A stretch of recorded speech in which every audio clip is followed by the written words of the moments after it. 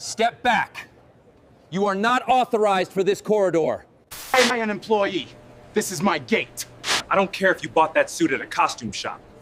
My credentials are right here. Check the scanner. Hands on the wall. Do it now. You're reaching. Subject is reaching.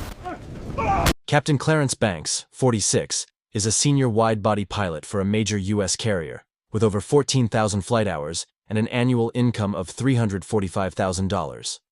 He resides in a $1.2 million estate in Buckhead, and was, at the moment of contact, performing the mundane legal task of navigating a biometric checkpoint he has used for over a decade.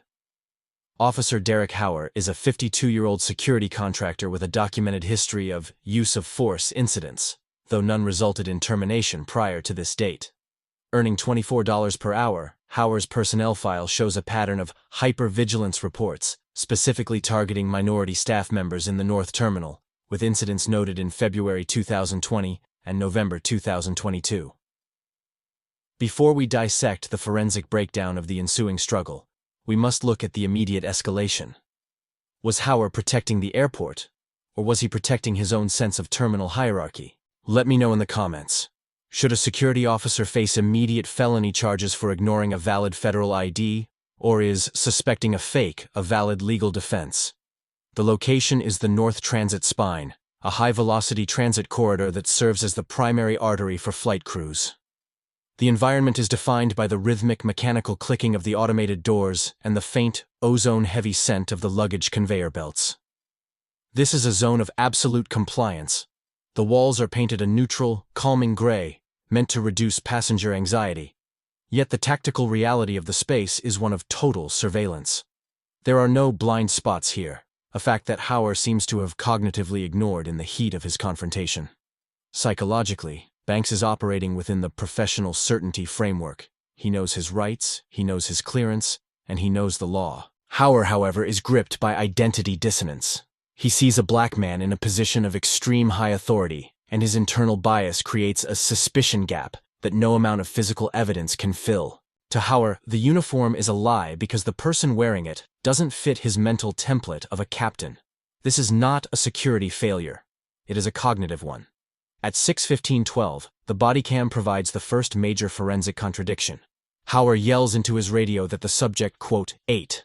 However, the wide-angle surveillance footage from the ceiling shows the portal door was still locked, and Banks was standing 3 feet away when Hauer initiated physical contact. Dispatch: I have a male subject, mid-40s, impersonating flight crew and attempting to breach the flight line. He's being combative. Send backup to Portal 7. Hauer's voice is an octave higher than it was at the start of the encounter. He has Banks pinned against the glass, his forearm pressed against the captain's carotid artery. Officer, you are recorded on multiple cameras. I have not moved. I am not resisting. You are committing a federal crime by detaining a flight crew member. Banks speaks in short, clipped sentences, preserving his oxygen. Forensic audio analysis shows his heart rate, while elevated, is not in the quote 9, suggesting a high degree of stress inoculation training, typical of long-haul pilots. I said shut your mouth. You're not a pilot, you're a trespasser. Where'd you get the ID, huh? Who'd you steal it from? Hauer kicks Banks' feet apart, forcing him into a painful spread-eagle position against the glass. The camera captures Hauer's face, flushed red, eyes dilated. He is no longer conducting a security stop. He is conducting an interrogation based on a perceived theft of status. The ID is on the floor where you dropped it. It has a biometric chip. Pick it up and scan it. And this ends now. Banks's voice is muffled by the glass, but the logic is undeniable. Hauer refuses to look down. To look at the ID would be to admit his own catastrophic error, a psychological hurdle known as, quote, 10. Don't tell me how to do my job. Miller. Get over here and cuff this captain. Officer Miller, a younger guard with only 2 years on the job, enters the frame at 6:16:45. He looks at Banks, then at the gold stripes, then at the ID lying on the floor. Unlike Hauer, Miller's posture is hesitant. He keeps his distance, his eyes darting between his supervisor and the calm, restrained man on the wall. Derek, look at the badge. It's got the holographic seal. Maybe we should just run the print. Miller's hesitation is the first moment of external reality breaking into Hauer's closed loop. But Hauer doubles down, tightening his grip on Banks's wrist until a visible grimace of pain crosses the captain's face. This brings us to a critical legal turning point. If a junior officer recognizes a civil rights violation in progress but follows the orders of his superior anyway, is he equally liable for the multi-million-dollar settlement? Give me your take in the comments. Is, quote, 11 a dead defense in 2024? At 6:18:20, the atmosphere shifts. The clicking of high heels on the linoleum precedes the arrival of Director Evelyn Vance, the airline's regional head of operations. She is flanked by 2 Port Authority police officers. Officer Hauer, remove your hands from Captain Banks this instant. What on earth do you think you are doing? Vance's voice is cold, authoritative, and carries the weight of a woman who manages a $10 billion terminal operation. She doesn't wait for an answer. She steps into the hot zone and picks up the ID herself. He tried to bypass. He was acting suspicious, Director. I was just following the profiling guidelines for unauthorized personnel. Hauer releases his grip, his hands trembling. The camera captures the exact moment his, quote, 13 collapses. He takes a half step back, his shoulders slumping as the adrenaline leaves his system, replaced by the cold realization of professional suicide. He is the senior-most pilot on our London route. He has more security clearance in this airport than you have in your entire company. Officers, I want a full report on this assault. Vance hands the ID back to Banks, who takes it with a steady hand. He doesn't move to attack Hauer. He doesn't even insult him. He simply takes out a small notebook and begins writing down Hauer's badge number. Director, I am declaring myself unfit for flight duty due to physical injury and psychological stress.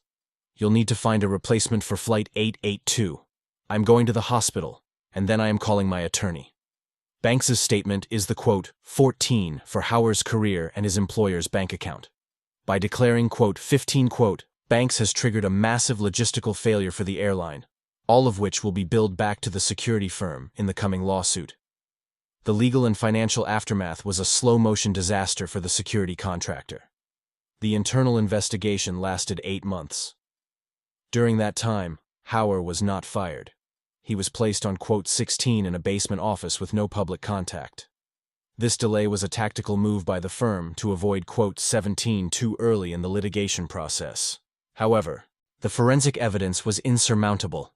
Captain Banks's legal team filed a federal civil rights lawsuit for $12 million. The discovery process unearthed Hauer's private social media posts, which contained several quote 18 memes regarding professional minorities, evidence that turned a simple, quote 19 into a, quote 20 case.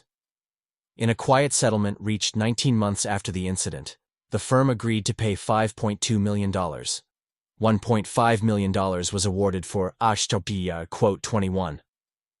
As Banks's shoulder injury from the glass impact required a surgery that kept him grounded for a full year. Another $2 million was for, quote, 22, quote, to ensure the firm changed its training protocols. Officer Hauer was quietly terminated 2 days after the check cleared, his private security license revoked nationwide. But is a settlement like this truly justice if it's paid by an insurance company rather than the individual who committed the act? Should Hauer have served actual jail time for, quote, 23 violations? Disagree with the settlement amount in the comments and tell me what the, quote, 24 price of dignity should be. Where are they now? Captain Clarence Banks eventually returned to the skies. He now flies the Boeing 747 on international cargo routes, preferring the quiet of the night flights. He used a portion of his settlement to fund a scholarship for young minority pilots, turning his trauma into a pipeline for others to reach the rank that Hauer tried to deny him. Derek Hauer's life followed a different trajectory.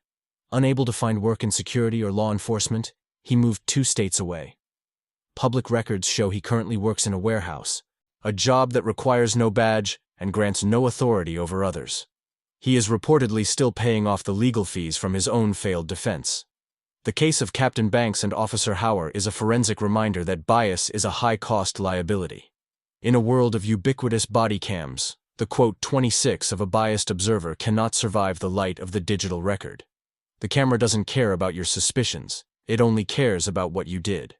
And what Howard did was trade a $5 million check for the chance to feel powerful for 4 minutes in a hallway. Let me know your thoughts in the comments.